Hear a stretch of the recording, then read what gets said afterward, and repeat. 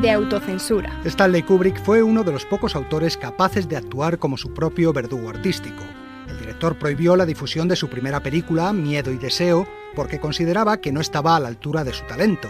Y en 1971 marcó un insólito precedente de autocensura al retirar de los cines británicos La Naranja Mecánica.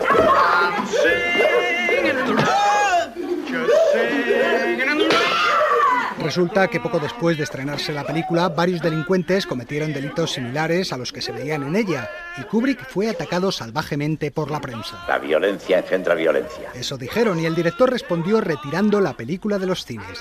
La Naranja Mecánica no volvió a proyectarse en Gran Bretaña hasta la muerte del director. B de Barry Lyndon. A pesar de que fue un rotundo fracaso comercial, Kubrick siempre mencionaba esta película de época como su favorita entre todas las que había rodado. C de Control. Desde su primera película, en la que actuó como guionista, director, operador de cámara y montador, Kubrick se acostumbró a controlar personalmente todo el proceso de producción de sus películas. Mi responsabilidad en la misión alcanza al total funcionamiento de la nave. Por tanto, estoy siempre ocupado. Me entrego absolutamente a mi trabajo. Su control iba más allá de los aspectos artísticos. Dirigía también la promoción publicitaria o la adaptación al formato vídeo de sus películas. D de Doblaje. Del mismo modo, se ocupaba del doblaje y del subtitulado para países de habla no inglesa. En España eligió personalmente a Carlos Saura, a Mario Camus y a Jaime de Armiñán para dirigir los doblajes de varias de sus películas, y Vicente Molina Fox fue el encargado de adaptar al español los diálogos de La Naranja Mecánica, El Resplandor o La Chaqueta Metálica. Cuenta el escritor que todos los días recibía media docena de llamadas del director para precisar detalles mínimos. Preocupadísimo por saber qué quería decir exactamente magreo, ¿no? Que era una palabra que yo había puesto en una de las resoluciones de la película, y decía, pero please explain me what magreo means, no hay cosas así, ¿no? E de Exhibición. Kubrick también se preocupaba de la proyección de sus películas en todos los países del mundo. Contaba con una red de agentes en los 5 continentes que supervisaban la calidad de las salas de exhibición y de las copias. Sí, dígame. Mire, soy Stanley Kubrick. Mis informadores me han explicado que el interior de su cine está pintado con una laca brillante que produce unos reflejos inaceptables en la pantalla.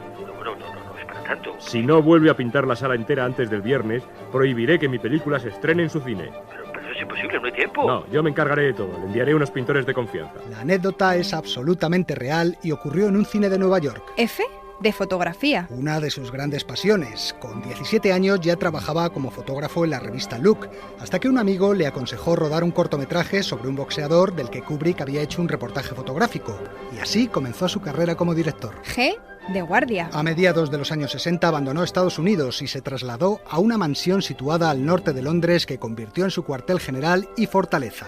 La finca, de la que apenas salía, contaba con los más modernos sistemas de seguridad y refugio nuclear propio. H de Hibernación. En las últimas décadas de su carrera, cada vez mediaba más tiempo entre película y película. 5, 7, 10 años. Kubrick desaparecía de la vida pública y entraba en periodo de hibernación. ¿Cómo se siente uno mientras está en hibernación?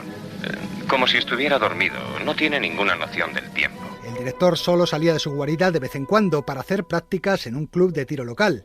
¿Y a qué dedicaba el tiempo libre, además de a controlar la distribución de sus películas? Me gusta videar películas antiguas. Es cierto, en una entrevista publicada en Fotogramas aseguraba que veía casi todo lo que se estrenaba y también revisaba películas antiguas sin parar. Lo hacía en su cine privado. I de Imágenes. Sus imágenes siempre poderosas y llenas de fuerza.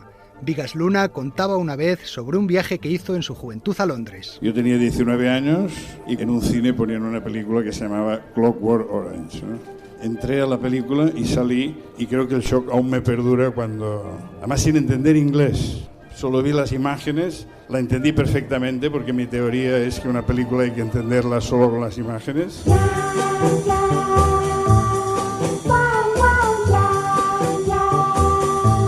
J de Jaque Mate. El ajedrez era su afición favorita. En su juventud llegó a jugar por dinero en los parques del Greenwich Village.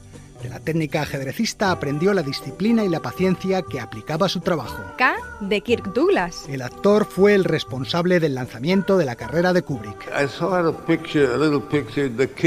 Yo había visto su película Atraco Perfecto y me parecía maravillosa.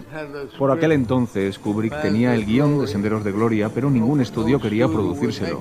Yo, después de leerlo, le dije: Stanley, esta película no va a dar un duro, pero yo voy a producirla y a protagonizarla porque creo que tiene talento para hacer de ella una gran película. Y así fue. Senderos de Gloria fue la película que lanzó su carrera. Después le volvió a dirigir en Espartaco, un proyecto que él no deseaba y que le llegó de rebote por insistencia del propio Kirk. Fue la única película en la que no tuvo el control absoluto y por eso renegaba de ella. L de lector. Su obsesión era encontrar historias que le interesaran lo suficiente para filmarlas. Con ese afán se convirtió en un lector incansable, a veces sin ningún criterio. Entraba en una tienda de libros y compraba todos los volúmenes de un estante sin mirar siquiera sus títulos. M de mutismo. En las últimas décadas de su vida apenas concedió entrevistas y se negaba a salir por televisión. El muro de silencio se extendía también a los que le rodeaban. Durante los rodajes imponía bajo contrato la prohibición de hablar sobre la película a todos sus técnicos y actores. N de noctámbulo. Creo que estaré mejor después de la comida. O quizá por la noche, ¿eh? La noche es lo bueno, ¿verdad? Hacía vida nocturna y se acostaba cuando salía el sol. En los rodajes a menudo convocaba a los actores a las 8 de la tarde y las sesiones se prolongaban hasta las 7 de la mañana. O de otra más. Su frase favorita. Kubrick obligaba a sus actores a rodar una y otra vez la misma toma hasta que quedaba satisfecho. Tom Cruise cuenta, por ejemplo, que en Eyes Wide Shut rodaron un plano 93 veces, aunque el récord absoluto lo posee Jack Nicholson, que en El Resplandor llegó a rodar 130 tomas de una misma escena. Jack. He tenido una pesadilla horrible, la más horrible de mi vida. P de pacifista. Kubrick era un pacifista militante y convencido. Sus 3 películas de guerra, Senderos de Gloria, Teléfono Rojo y La Chaqueta Metálica, son auténticos manifiestos antibelicistas. R de racanería. Racanería en cuanto a producción, se entiende.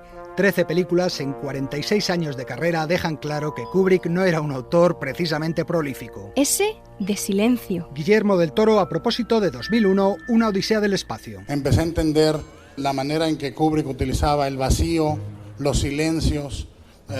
Nosotros los que estamos siempre nerviosos de que el espectador se levante de la sala y huya, hacemos ruido y movemos la cámara y hacemos todo tipo de trucos y coreografías y tal. Y Kubrick, de repente, su seguridad y su potencia eran tal que en esa película me quedó clarísimo que el vacío y el silencio eran fuerzas muy grandes a utilizar. T de tirano. La meticulosidad de Kubrick era un martirio para sus actores, no solo por el agotamiento al que les conducía, sino por lo exigente que era con ellos.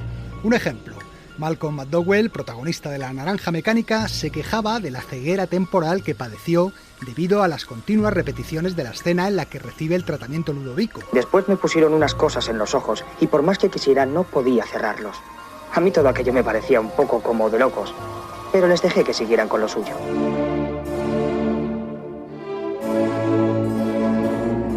U de último. Cuando Stanley Kubrick falleció en 1999, muchos críticos e historiadores de cine se apresuraron en proclamar que con él moría el último genio vivo del séptimo arte.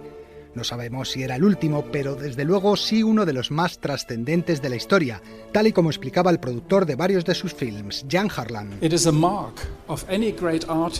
Hay una marca en todos los grandes artistas, ya sean pintores, compositores o directores de cine, y es el fijar una referencia para las generaciones venideras. Estoy convencido de que dentro de 50 o 60 años la gente acudirá a Kubrick para entender cómo era la segunda mitad del siglo XX. V de viajar. Su terror patológico a la muerte le impedía viajar. Le daba pánico subirse a un avión, a pesar de que en su juventud se sacó el título de piloto, y su chofer tenía órdenes estrictas de no sobrepasar los 70 kilómetros a la hora al conducir. Su negativa a moverse de Londres le llevó a recrear la selva vietnamita de La Chaqueta Metálica en unos estudios británicos. W de walkie-talkie. Avisa Max, giramos en el siguiente cruce a la izquierda.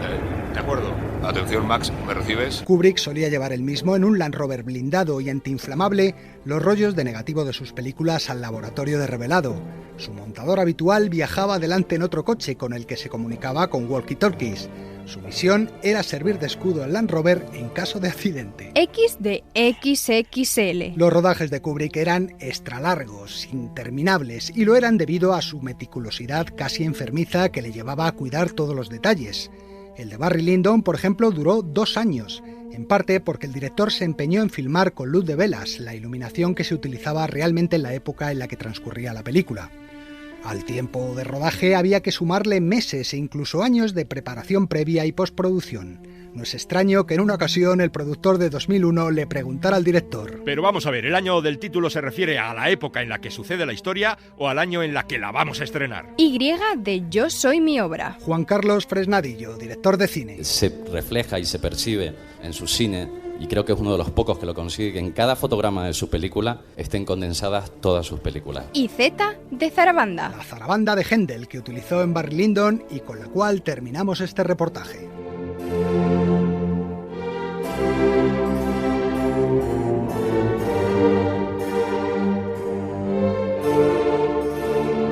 Sucedió una noche, un programa de la cadena SER y el canal de televisión TCM.